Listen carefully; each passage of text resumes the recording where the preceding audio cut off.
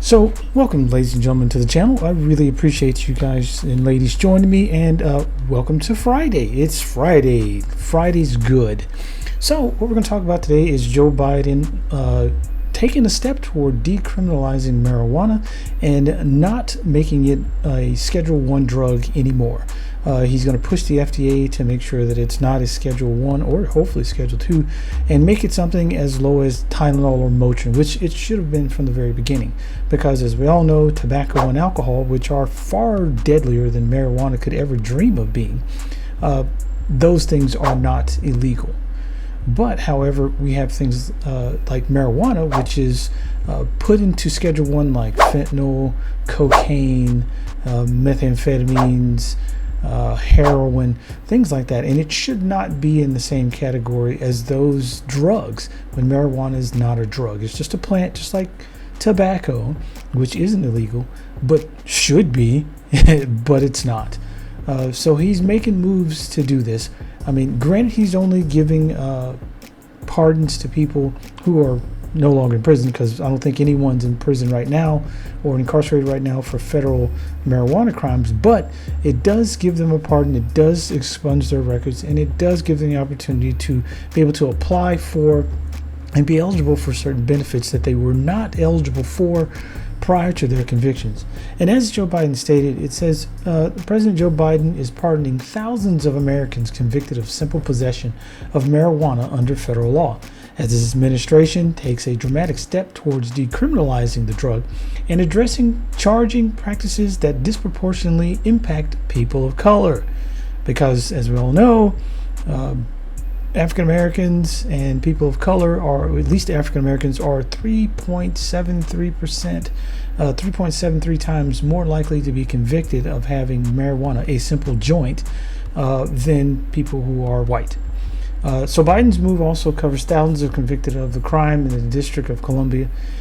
He's also calling on governors to issue similar pardons for those convicted of these state marijuana offenses, which reflect the vast majority of marijuana possession cases, which of course Joe Biden does not have the power to pardon state crimes, which would be great if he did.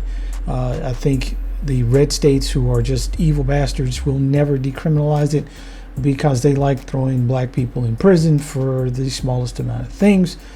But let's continue. And in a statement, Joe Biden said the move reflects his position that no one should be in jail just for using or possessing marijuana.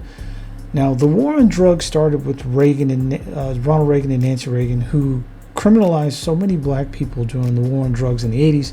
You know, the government took the drugs, crack cocaine, put it in the neighborhoods of black people, and made sure that they had plenty of guns and alcohol, and then just set it loose, and then said, oh my gosh, look at this horrible problem. These black people are killing and murdering each other. We should, make the crimes harsher, mandatory minimum sentences, to destroy people who are already been marginalized and demonized even more so.